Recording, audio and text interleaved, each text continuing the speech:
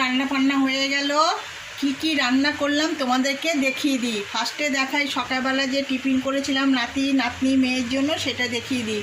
নাতনি কিন্তু আজ রুটি আর আলু ভাজা নিয়ে গেছে, সেটা আর নেই, ওর আঞ্জাত করে দিয়েছিলাম।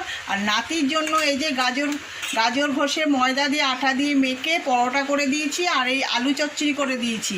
আর মেয়ের জন্য ওস করে দিয়েছি পোলাও টাইপের, গাজর আর তোমার আলু, বাদাম ভাজা, কালো জিরে, শুকনো লঙ্কা দিয়ে মেয়ে নিয়ে গেছে এটা টিফিনে। আর এটা হচ্ছে একটু তেল বাদাম করেছি বিকালে খাওয়ার জন্য।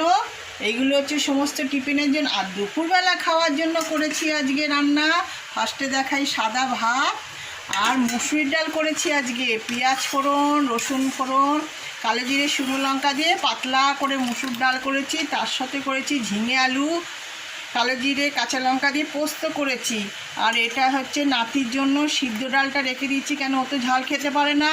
আর এটা হচ্ছে কালকের একটু ঢ্যাঁড়স ভাজা ছিল, গরম করে নিয়েছি। আর নাতনির জন্য যে কাঁচা পোস্ত বাটা রেখেছি, কাঁচা তেল নুন দিয়ে মেখে দেবো, খেয়ে নেবে দুপুরবেলা।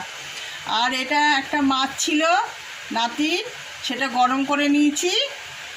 আর এইটা একটু কালকে ইলিশ মাছের মাথা লেজা আছে, এই মিলিয়ে দুপুরবেলা আমাদের খাওয়া দাওয়া হয়ে যাবে। তাহলে আমার সকালের টিফিন, দুপুরের রান্নাবান্না কেমন লাগলো, আমার কথাবার্তা কেমন লাগলো, তোমরা একটু লাইক ও কমেন্ট করে দিও। টাটা।